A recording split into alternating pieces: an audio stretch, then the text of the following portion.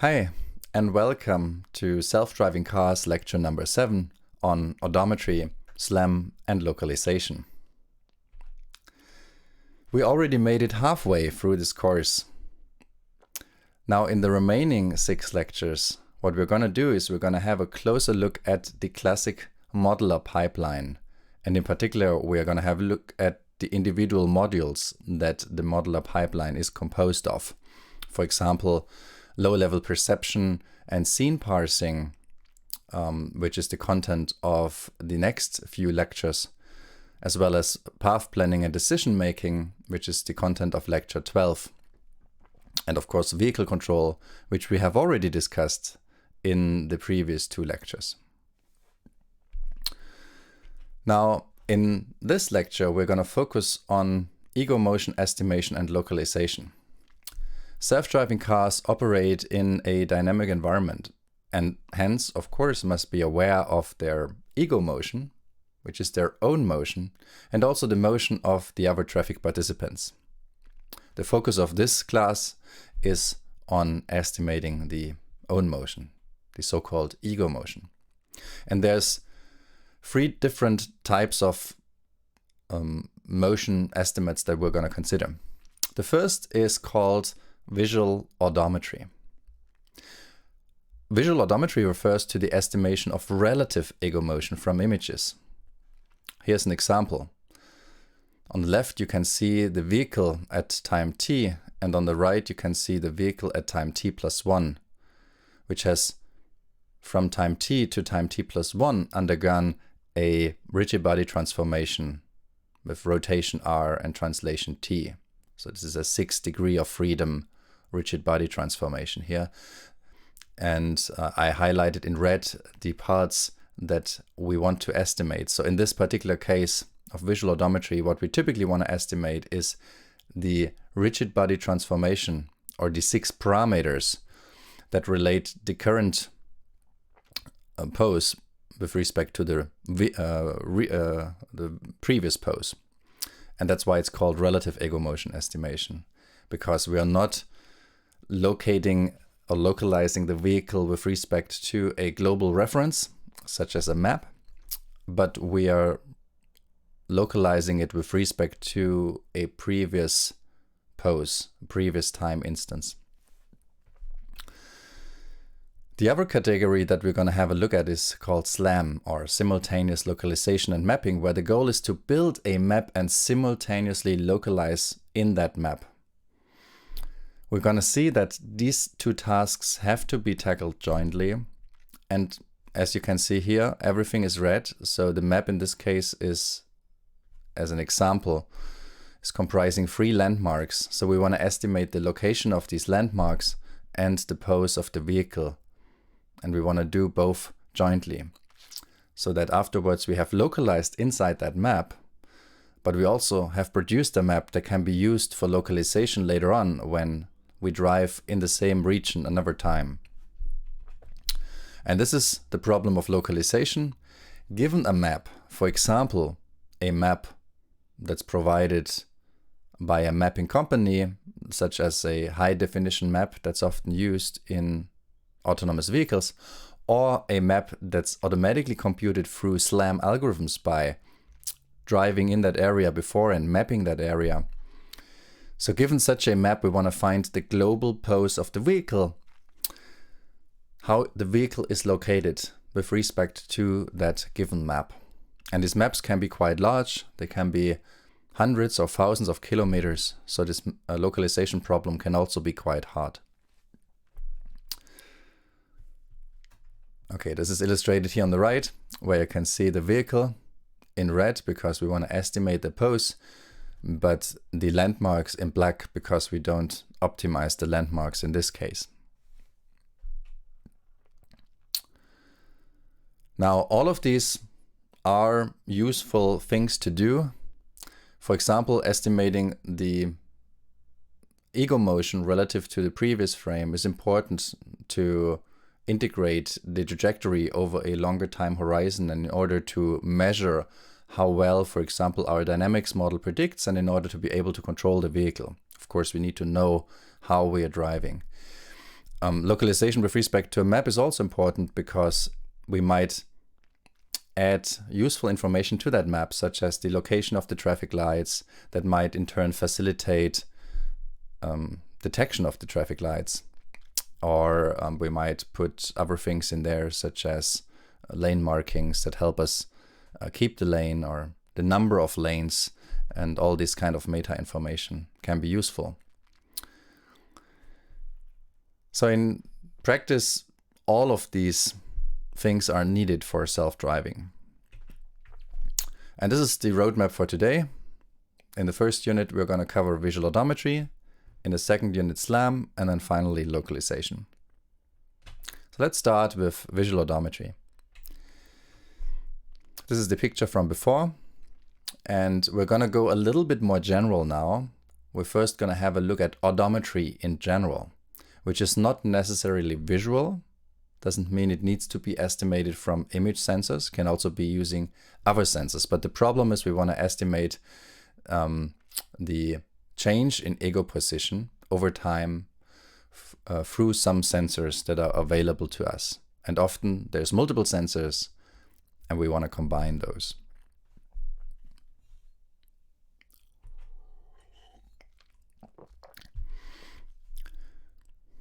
Odometry has a Greek word origin. It comes from odos, which means route, and metron, which means measure. So we want to measure the route that the vehicle has been taken. In the example above, the car undergoes a rigid body motion between the two frames. Odometry yields relative motion estimates, not a global position with respect to a map.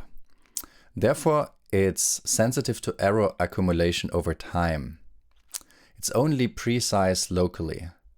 If you take these relative motion estimates and you accumulate many of them over time, you will get drift. And we're going to see such drift situations later on and how they can be addressed using loop closing techniques in SLAM. But if you just consider the odometry problem, you will always have drift because you're integrating the position over time through relative measurements. So over time, the error will grow larger and larger. It's not a good technique to estimate the global position over very long time horizons, but it's good at estimating the local relative motions. And that's often what's important for self-driving, because we want to know locally how we are moving. Odometry information can be obtained using a variety of sensors. So here are two examples that are not visual. The first is wheel odometry. Wheel odometry systems use wheel encoders to measure wheel rotation. You can see such an encoder here. I chose this picture because it's very visual and you can see it actually. This is one of the first prototypes of the Google self-driving vehicle. But of course, in modern vehicles, self-driving vehicles, these sensors are integrated inside the vehicle, and a very inaccurate version of this is of course available to all of us in our cars today. If you get into your car, you see the kilometers that you have been driving since you have bought the car. And so this is also the same principle, just that these type of sensors for self-driving vehicles should be much more precise, of course. Another type of odometry sensor is called an inertia measurement unit. You can see a very expensive one that's often used in self-driving vehicles here on the right, but you do have such IMUs also in your smartphone, for example, to determine if you take a picture upright or in landscape mode, these acceleration sensors are used, or if you pick up your smartphone, the display goes on, and so on. Inertia measurement units measure a body's force through accelerometers that are built into this module and complicated algorithms that track and update this information through filtering. Accelerometers, of course, only estimate acceleration, typically linear acceleration, and also angular acceleration. And in order to obtain the pose from the acceleration, we need to integrate twice, which means that also the noise is integrated twice. And this means we can't use only IMU data in order to arrive at precise pose estimates. That's why often IMUs are combined with other type of sensors, such as visual sensors or GPS sensors. And finally, we have visual odometry algorithms that use camera images, which we focus on today. Multiple systems are often combined to complement each other. For example, if you drive into a tunnel, the image becomes dark. It's hard to match features, and so it's important for this short period of time that another sensor takes over, and so that's why you're fusing that information typically. For example, VIO is visual inertial odometry. That means we're combining visual odometry with an inertial measurement unit. And often inertial measurement units are combined with GPS or with wheel odometry, etc. in practice to make this more robust. Here's an example of visual odometry. Visual odometry is concerned with tracking the camera pose, the position and orientation of the camera with respect to the environment from images. And if you can track the camera pose and the camera is calibrated, you know the relative pose of the camera with respect to the vehicle coordinate system. So you also know the vehicle motion through knowing the camera motion. Visual odometry considers typically a limited set of recent frames for real-time performance. In most of the cases, visual odometry considers just registering the current frame with respect to the previous frame, estimating the relative motion between two images. And this also leads to errors that accumulate over time. Another remark I have is that visual odometry is, while focusing mostly on the motion estimate, the relative motion estimates, they typically also have to build a local sparse map. And this is a byproduct. It's not the focus of these techniques, but it's a byproduct. That means they are used in order to estimate the motion. And we're going to see that. They are typically not as accurate. They are not very dense compared to SLAM algorithms or dense mapping algorithms, but they are needed to estimate pose. Now here's an example where in the background you can see a 3D reconstruction of the scene, and this is not the sparse local map that is the byproduct of the visual odometry algorithm. It's a much more dense map that's obtained through stereo reconstruction to illustrate what the scene looks like. But what is actually the output of the visual odometry algorithm is this red trajectory, and you can see these little triangles here, which are the camera poses.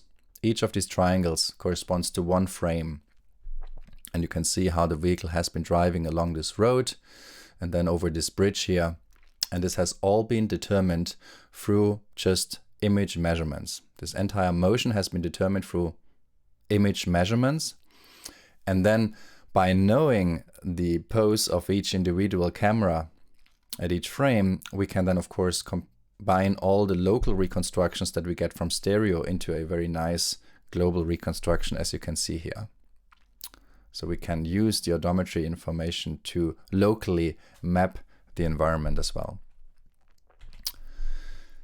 Here's an example of how visual odometry works in practice. You can see as a comparison here in red, this is the pose of a very accurate GPS inertial measurement unit, as you have seen on the previous slide, and in blue the estimate from the algorithm. You can see how the algorithm accumulates the relative motion estimates into a global position on the map relative to the first pose estimate. You can see how it tracks this parking maneuver here quite reliably just from the image measurements given this image sequence above.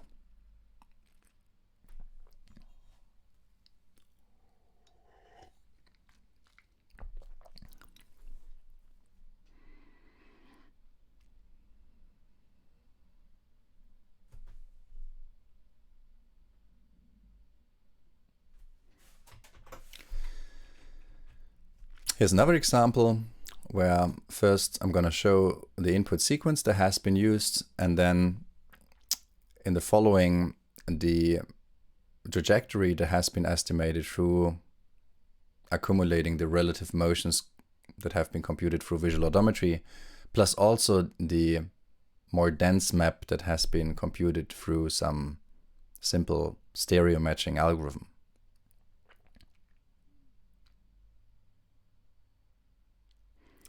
So there hasn't been any GPS or any LiDAR involved here. It's just an image sequence that has been integrated into this local environment.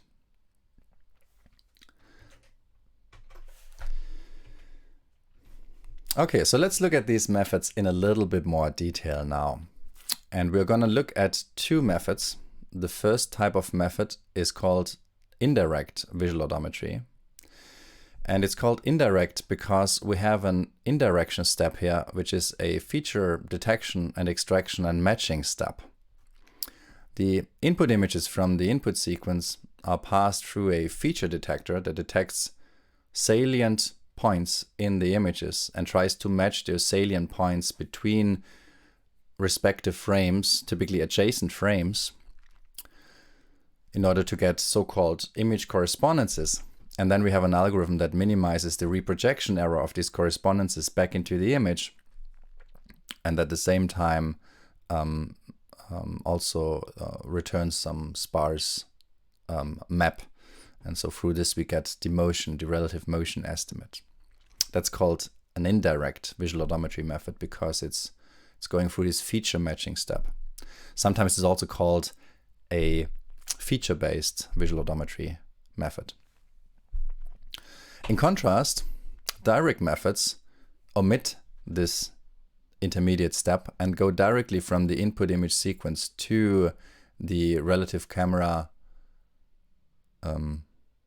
parameters and the map by minimizing, instead of reprojection errors of these sparse feature correspondences, the photometric error. They're trying to warp one image into another by estimating now as a map per pixel depth and then computing the photo consistency between the warped images, trying to align two consecutive images of such a motion, or of such an image sequence in order to find the optimal motion.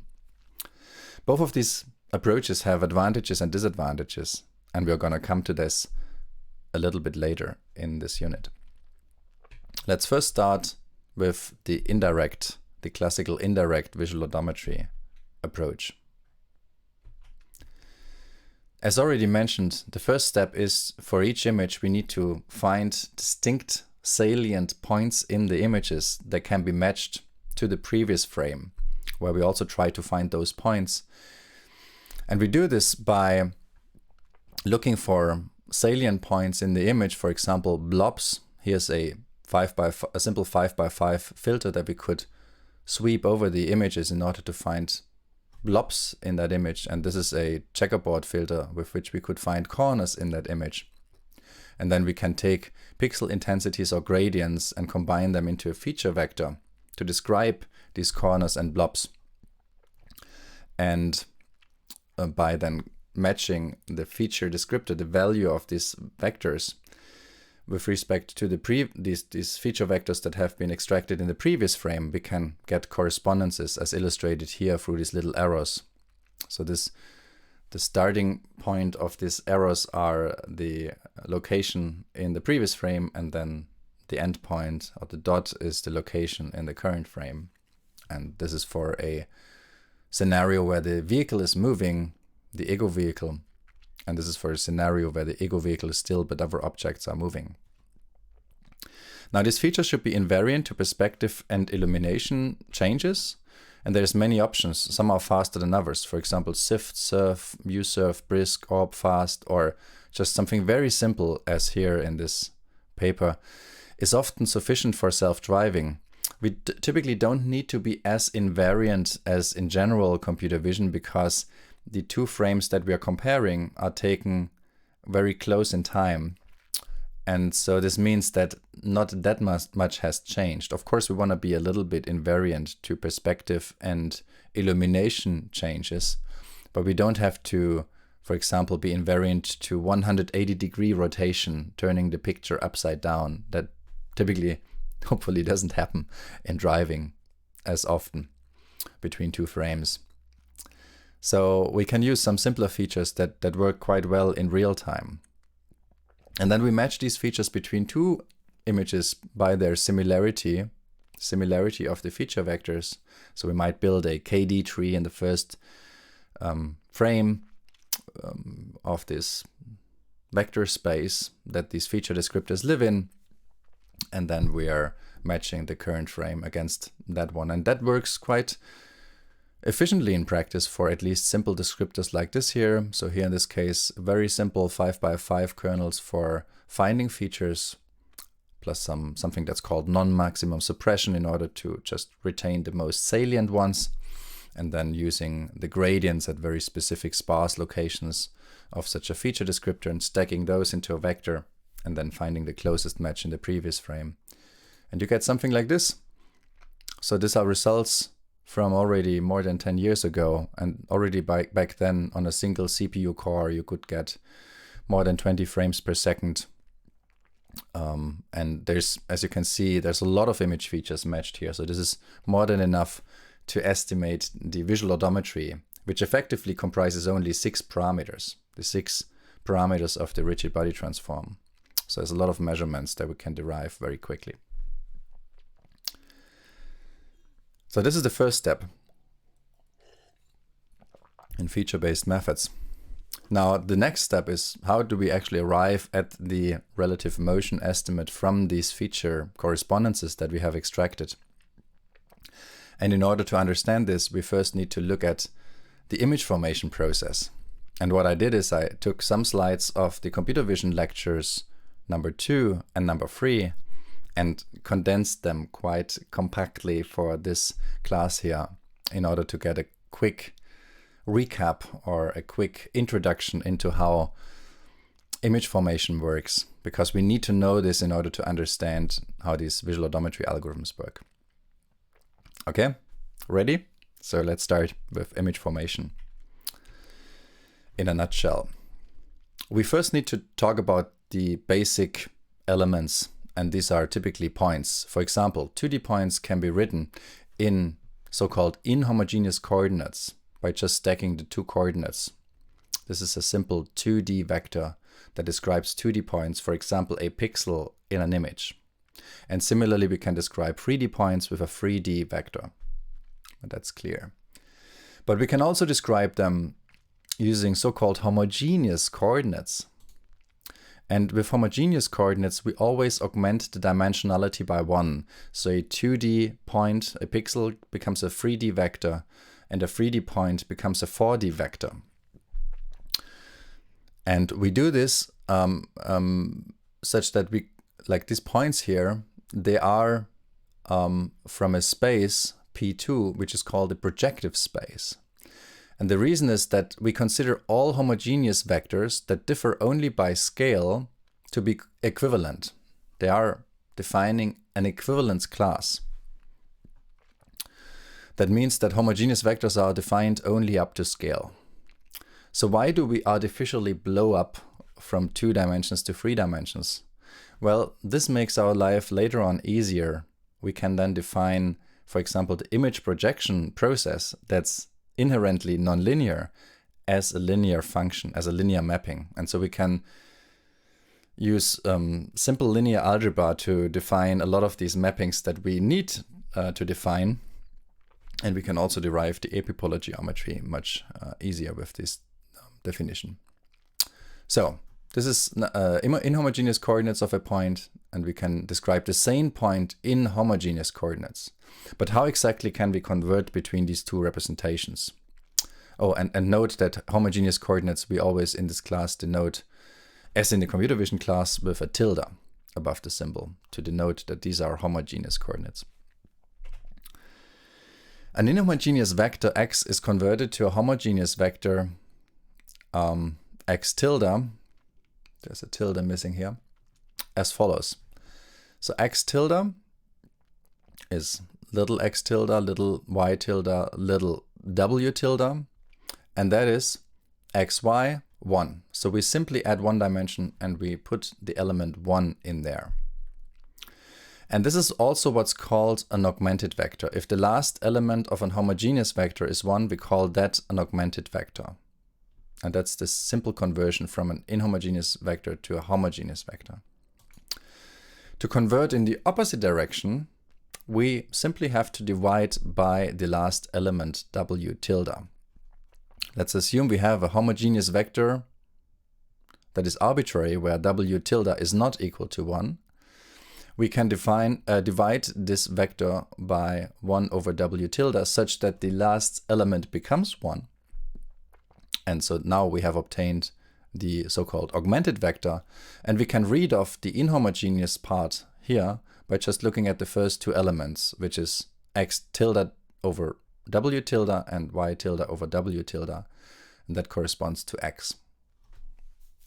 So this is how we can translate between homogeneous and inhomogeneous vectors by simply adding a 1 at the end or by dividing by the last element. Okay?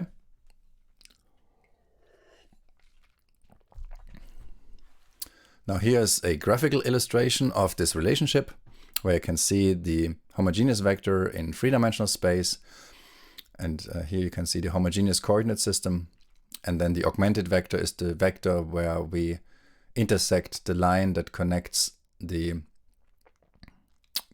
coordinate center and the point with the plane that's located at w tilde equals 1. And you can already see that from this illustration, this is somehow related to perspective projection. We have already something that looks very similar to how a 3D point gets projected into a 2D image plane. So how does perspective projection exactly work? Let's look at this picture here. Perspective projection of a 3D point xc to pixel coordinates, we call these screen coordinates xs in the 2D image plane. First, we have to note that light rays are always linear. So we have a ray that passes through the camera center and the 3D point, and that intersects the image plane at pixel xs. And the goal is now, of course, to estimate that location in blue here, xs, from the 3D point relative to the camera coordinate system. The convention is to have the principal axis, which is the c-axis, which aligns with the c-axis, which is orthogonal to the image plane. So the principal axis is the axis that is going through the image plane orthogonally, and so we align this coordinate system here such that the c-axis aligns with that axis. This is a convention. And the y coordinate is not shown here for clarity, so we look at the image plane from the side. This is where we take the measurements here for simplicity, but of course in the y direction this works exactly the same way. It would look something like this. Now the question is, how can we derive the location of the 2D pixel from the 3D coordinate in the camera coordinate system? And for this, we simply have to look at equal triangles here. So we have one triangle, which is this big triangle here, and then one triangle, which is this small triangle here. And so we can see that xs, which is this distance here, the x component of the 2D pixel, over the focal length, which is the distance between the camera center and the image plane, is equal to this distance, the x coordinate of the 3D point in camera coordinates, over the c coordinate of the 3D point, the distance of the 3D point in camera coordinates. So in other words, in perspective projection, 3D points in camera coordinates are mapped to the image plane by dividing them by their c component and multiplying with the focal length. Right? If we take the focal length here on the other side, we see that we need to take the x coordinate, divide by the c coordinate, and multiply with the focal length. And we have to do this, we can do this both for the x coordinate and for the y coordinate of the 3D point to get the x location and the y location on the image plane of that pixel. Now, one thing to note here, the elegance of having homogeneous coordinates is that if we write this in terms of homogeneous coordinates, this nonlinear equation here this is nonlinear because we divide by c, suddenly becomes a linear expression. And this is illustrated here on the right, where we take now an augmented vector that's xyc1 multiplied with this matrix here. And this gives us the homogeneous vector. This is a 3-dimensional vector. And you can see that if we do that, for example, here in the first row, we get f times little x. And here in the last row, we get 1 times little c. So we have, as the last element of the homogeneous vector, we have c, and as the first element, we have f times little x. And so if we convert this vector then into the inhomogeneous form and divide by the last element, we get exactly this expression. A little remark, the unit for the focal length is typically chosen in pixel because we convert metric 3D points into pixels. So here we have something that's in meters, and here we have something that's in meters. And the output should be something that's in pixels. That's why the unit for f is typically chosen as pixels. Okay, so we see perspective projection can be written very simply like this, as has been derived here, but we can have an even simpler linear form if we use homogeneous coordinates, because those implicitly do the division by z for us. Now, what we've assumed so far is that the center of the image coordinate system is at the point where the principal axis intersects the image plane. But normally we work with positive pixel coordinates where the image coordinate system is at the corner of the image. And so typically a principal point offset cy and cx is added so that we can move the image coordinate system to the corner of the image plane. And how does this look like when we look at the perspective projection model? Well, we simply have to add cx and cy, which is this so-called principal point, to the equation. And another thing we have added here is a so-called skew parameter that determines the skew of the image, but typically this term is 0.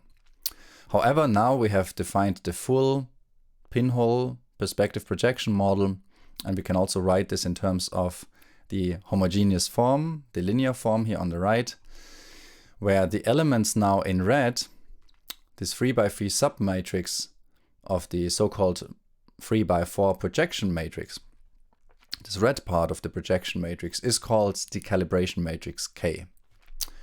And the parameters of the calibration matrix K are called the camera intrinsics, as opposed to the extrinsic parameters, which refer to the camera pose, for example, with respect to a world coordinate system. These are the intrinsic parameters.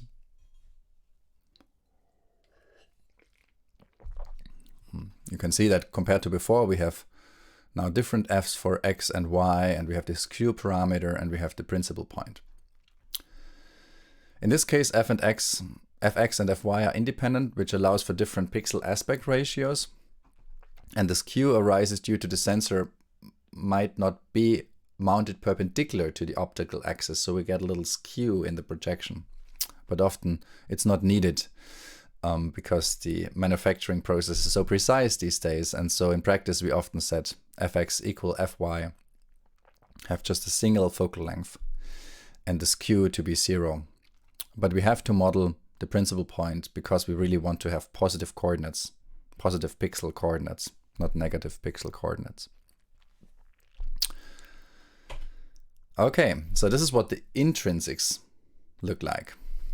This is the image formation process when we have a 3D point in camera coordinates. But we can also chain these transformations.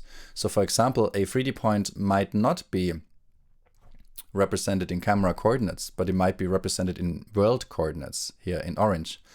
But we might know the camera pose with respect to the world coordinates, so we can still project that point in world coordinates to the image plane. How does that work? Well, let K again be the calibration matrix, the intrinsics, and RT, this rigid body transformation between world coordinate system and camera coordinate system, This is the camera pose, or these parameters are called extrinsics. And we can simply chain these two transformations to project a point in world coordinates to the image coordinates. And this is illustrated here at the bottom. Again, because it's simpler in homogeneous coordinates. So the point on the screen in homogeneous coordinates is, as we have seen, the projection matrix, which comprises the calibration matrix and the zero vector, times the augmented vector in camera coordinates. This is the 3D point in camera coordinates. And the 3D point in camera coordinates itself is just a projection, a linear projection, a rigid body transform through R and T of the augmented vector in world coordinates. We can take that vector in world coordinates and convert it into camera coordinates by multiplying it with R and adding T, and so we can write it as this simple linear expression here. And then we can simply chain these transformations and arrive at a single projection matrix. So we can pre-multiply these two if we want to, and arrive at a single matrix that takes a 3D point in world coordinates and projects it onto the screen. And of course, it's going to be homogeneous. So in order to derive the actual inhomogeneous pixel coordinates, we need to divide by the last element again. Okay. That was image formation in a nutshell. Now let's look at so-called epipolar geometry, which forms the basis for the most simple visual odometry algorithm that tries to estimate, given two images, the relative motion the camera has undergone between these two images. And again, we're going to assume that the camera has been calibrated beforehand, which is true for most visual odometry systems. So the intrinsic camera parameters are known. The goal now is to recover the camera pose, and we can also recover the 3D structure through that, from image correspondences. And the required relationships to do that are described by the two-view epipolar geometry. And if you want to know more about this than what we can cover here in this unit, I recommend you to have a look at our computer vision class. The epipolar geometry is illustrated here on the right. Let R and T again denote the relative pose between these two images that have been captured. So between these two perspective cameras. And we want to estimate R and T. A 3D point in the setup is projected to pixel x1 in image 1 and to pixel x2 in image 2 by simply intersecting the line connecting the 3D point and the origin of the cameras with the image plane.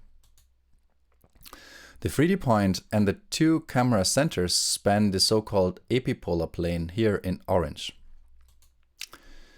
And the correspondence of pixel x1 in image x2 must lie on the so-called epipolar plane, epipolar line, L2 in image 2. This is the line that is formed by intersecting the epipolar plane with the image plane. This is this line here. And similarly, the opposite direction. For this point here, the correspondence must lie on this line L1. And then further, all epipolar lines pass through the corresponding epipole. There's one epipole in the first image. There's one epipole in the second image. If the images are rectified, the cameras face in the same direction, then these epipoles are at infinity, but in this particular case, they are even inside the image domain. And all of the epipolar lines must pass through that epipole. That is basically the intersection of the line that connects the camera centers and the image plane. To illustrate this, I made a little animation here, and you can see what happens if I move the 3D point. If I move the 3D point, then the epipolar plane changes, and so do the projections of the 3D point in the image, and also the epipolar line. But you can see that the epipoles E1 and E2, they stay the same. for both of these situations. Okay, so this describes the two-view epipolar geometry. Now, one fundamental property of the epipolar geometry is the so-called epipolar constraint, which we're not going to derive here. It's derived in a computer vision lecture, but I'm just going to give it to you. The epipolar constraint is given as this formula, where we take a homogeneous point on the image plane, on this image plane of the second camera, multiply that with the so-called essential matrix E. This is a 3x3 matrix. It's a homogeneous matrix because we can only estimate it up to scale, and because this is a homogeneous equation, the scale doesn't matter. And then we multiply that with the corresponding point, the same point, the corresponding pixel in the other image. So here, if we take that point, then the correspondence would be this point here. And the product of these three must be equal to 0. This is the epipolar constraint that describes the epipolar geometry. This constraint must hold true for all correspondences x1 and x2. For all, if you want, for all of the points along the epipolar corresponding epipolar lines, this constraint will say they are 0. We don't know yet if these, like where these points exactly are. We don't know the 3D point, but if they are potential correspondences, they must be 0.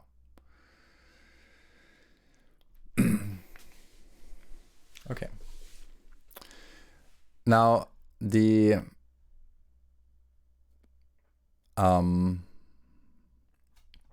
essential matrix is further decomposed into a translational part. The symbol here is indicating the conversion of the translation vector into a skew-symmetric 3x3 matrix that represents the translation vector. And here we have the 3x3 rotation matrix. And so what that means is that we can recover rotation and translation by first determining the essential matrix E from n image correspondences, and then decomposing E into R and T. And that's how we get the odometry information that we seek. So let's do the first step. We can recover the essential matrix E from n image correspondences, forming n homogeneous equations in the 9 elements of E. Right? So if we look at this equation, we can just write down this expression here as one line of a linear system. And so we get a linear system where we have a lot of these constraints depending on how many image correspondences we have. But because this equation here is only defined up to scale, we need to constrain the scale. And we can do this by using singular value decomposition. As E is, this essential matrix is a homogeneous matrix, we use singular value decomposition to constrain the scale, and we are not going to exercise it here in this lecture. Again, I refer to the computer vision lectures, the early ones, to see how this exactly works.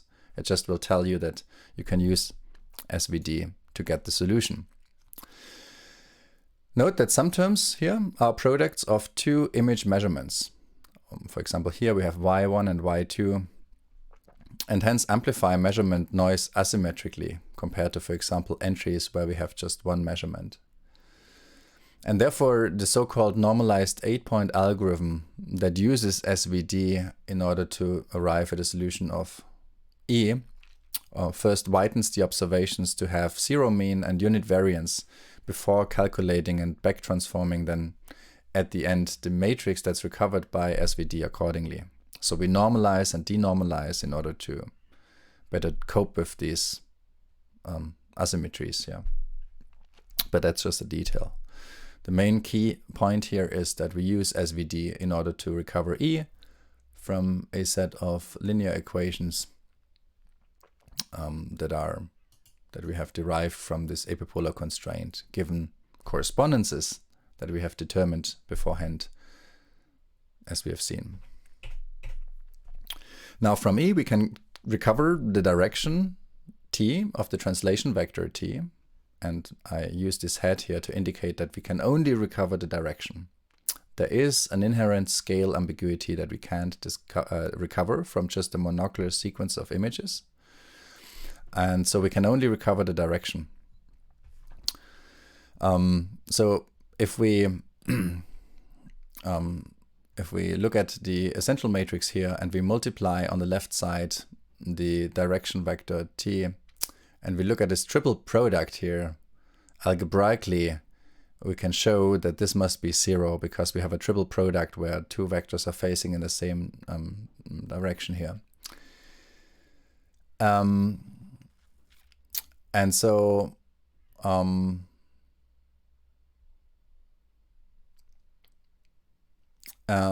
therefore E is singular, and we obtain T here again as a left singular vector in this case, associated with a singular value 0. In practice, the singular value will not be exactly 0 due to measurement noise, and so we can choose the smallest one. The other two singular values are roughly equal, so typically one is much smaller than the others, and we can choose that. Okay. The rotation matrix R can also be calculated, but it's a little bit more complicated, and so I would refer to the textbook from Siliski if you want to know how to do this. Again, the remark, the essential matrix has 5 degrees of freedom, 3 for the rotation and 2 for the translation. And in other words, what it means is that the global scale cannot be determined using just monocular visual odometry. If we're just giving a monocular image sequence, we cannot determine absolute scale. That's just impossible. That's not observable. And that's why here we also have to restrict the scale to a fixed assumed value in order to arrive at a solution. Now we can further improve on the algebraic estimate of R and T that we have just derived. And we can do this through nonlinear optimization. Let pi denote the projection of the ith 3D point xi onto the 2D image plane via the extrinsic parameters R and T and the intrinsic parameters that I haven't written down explicitly here.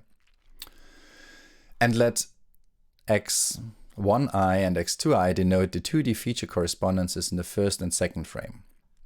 So xi is a 3D point, and x1i and x2i are the 2D pixel correspondences in the images.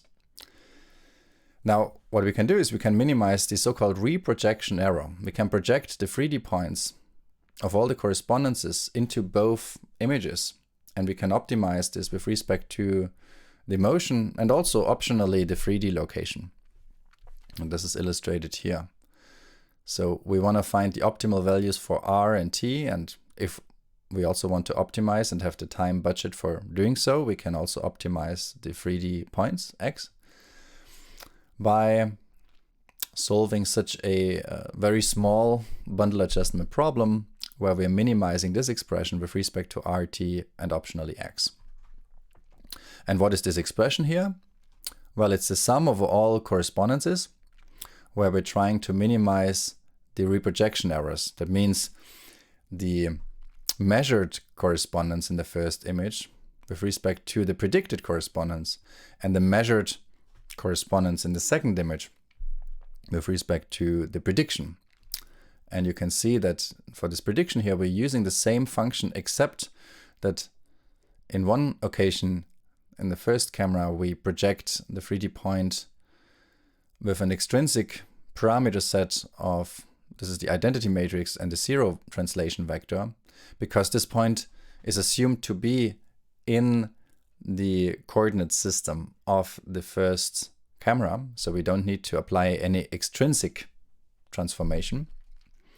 But for the second camera, we first transform the 3D point using the extrinsics that transform it from the first coordinate system to the second coordinate system, and then we apply the intrinsics, the camera calibration matrix, in order to project it to the image plane.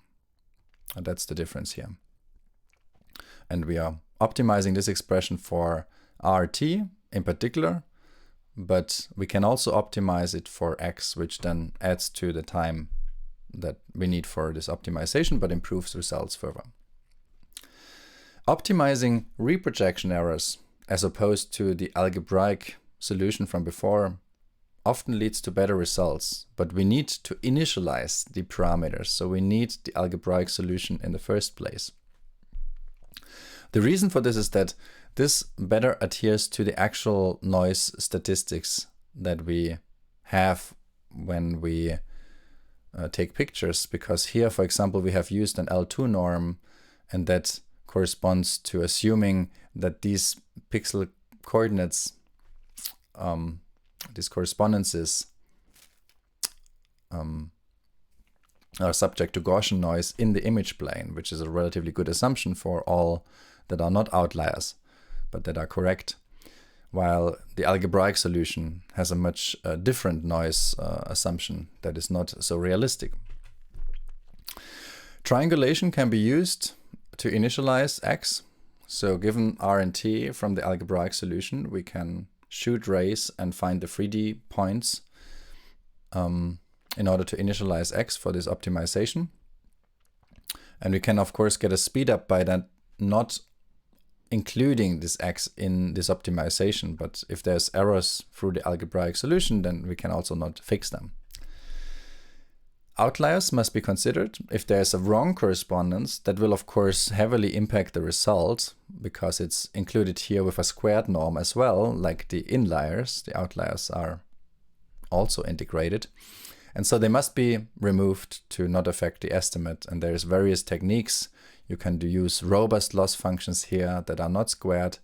And what is typically used is so-called RANSAC, random sampling consensus, where you do a first estimate of this using a minimal set of correspondences that are needed to estimate the parameters.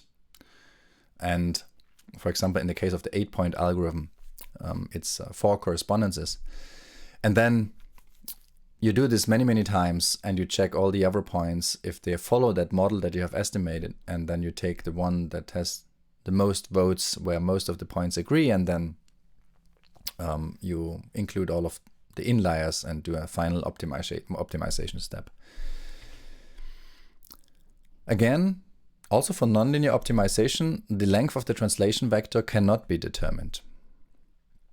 So the length of the translation vector is unknown, but this ambiguity can be resolved. For example, if you have stereo images and you know the calibration, you know the baseline, then you can recover this information as well.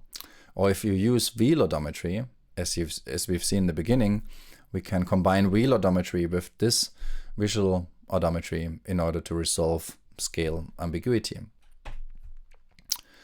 Now, how does this look like? I try to illustrate it here. We can use an off-the-shelf nonlinear least square solver like Liebenberg-Marquardt to optimize this expression here. And in this particular case, I've tried to optimize only R and T. And you can see that in this case here, I've chosen the image measurements to all lie a little bit on the right-hand side of the projections. And so in order to minimize this reprojection errors here in red, what I have to do is I have to move the camera a little bit to the left such that these errors get reduced. Now this is optimizing only R and T. If we would also be able to optimize the 3D points, then also these could be reduced, these reprojection errors. Again, if a stereo camera is available, we can optimize with respect to all 4 images, so we can get even more robust estimates, and we can also estimate the global scale, the length of the translation vector, or the scale of the scene, which is equivalent to each other. Furthermore, stereo measurements allow for instantaneous triangulation. So here, if you have stereo images in the first frame, you can find correspondences between the left and the right camera, and through this you know the depth of the point. So you can directly triangulate the 3D points just from a single frame, and then register the second stereo pair with respect to the first pair through these triangulated 3D points. So it makes things simpler, but it requires 2 cameras. Now this was indirect visual odometry, where we optimize reprojection errors of features. For direct visual odometry, we skip that step. We avoid handcrafted key point detection, description and matching, and instead directly align 2 images with respect to each other based on all the pixels in the image. The nice thing about this is that we can also use pixels that are not very descriptive for this process. So potentially we have more information. Now, of course, in order to do so, we need depth, and the depth can come from sensors like RGBD Kinect camera. That's of course not applicable to self-driving because it doesn't work outdoors, but it could come from LiDAR, for instance, or a stereo sensor, or through multi-view stereo. The idea is very simple and illustrated here. If we know, so here's one camera in orange and another camera in red. If we know the per pixel depth, so here's the image intensities I1 and per pixel depth, this is the depth map D1, then we can simulate an image from an arbitrary viewpoint, and we can optimize for that viewpoint such that that simulated image agrees, that the pixels of the simulated image agree with the pixels that we actually observe. So we optimize R and T and D as long as the simulated image does not yet fully agree with the actual observation of the second image. And you can see here this point on the first image plane, X1, that corresponds to this dashed ray here, falls onto that 3D point X here. And if we know the depth, then of course we know that 3D point from the 2D pixel coordinate, and so we can project that point into the other image, and so we can warp that intensity here, or we can warp what is actually done in practice, the intensity from here back into this image, to minimize the so-called photometric error in this image with respect to the extrinsic parameters, the pose that this camera has undergone with respect to that camera. In other words, ideally, image I2 warped, this image warped into the first camera's image plane is equal to the first image plane. And mathematically, this can be described compactly as here on the bottom. We're optimizing for R and T and D1 by finding the argmin here of this expression, where we sum over all the pixels in the image domain here, and we compare the intensity or RGB value or image gradients of the first image at that pixel X and the second image at the projection of the 3D point onto the second image plane. And therefore this projection function in this case must know not only the the first image point X, so this X is actually one of the points here on the image plane, but also the rigid transform, the extrinsics of the camera, and the depth of that point in order to make this transformation happen. And so then once we have done this transformation, we can query the intensity of that pixel in the second image, and we can warp it into the first image, and then we can try to minimize the difference between the two, again with respect to R, T, and the depth map of the first image. Now here's an example of how this works. What you can see here is a method that's called Direct Sparse Odometry. Came out in 2018. It's one of the most popular methods. It's also one that has been heavily optimized, so it runs in real time. And In contrast to using all pixels in the image, where some pixels might be saturated and really non-informative, it uses only parts of the image, the non-saturated regions. That's why this map still looks somewhat sparse, but it's sufficient to get a robust estimate of the odometry. And then, of course, these direct methods can also be combined with feature-based indirect methods. Let's look at these results. So you can see here how the camera is moving, and it's reconstructing this area. And the further the camera moves, the larger the reconstruction becomes. And while it looks like these are point features, these are actually not point features, but these are features that are used in a photometric alignment process. It's just that not the entire image is needed to get a robust estimate. Actually, sometimes it can even be harmful to include pixels that are not informative because you integrate noise. And you can see how long that method is able to track the camera. And what they demoed here in this particular video is that the final results, like the final pose, is actually quite close to the initial pose. You can see that these bicycles are reconstructed twice now because this odometry algorithm doesn't know that this is the same location. But this has been done here on purpose to demonstrate that even after several minutes of recording, we can arrive at something that's quite close. So the drift, the error accumulation of this method is rather low for a visual odometry method. Some remarks comparing indirect versus direct methods. Direct methods often lead to more accurate results as they exploit the full image.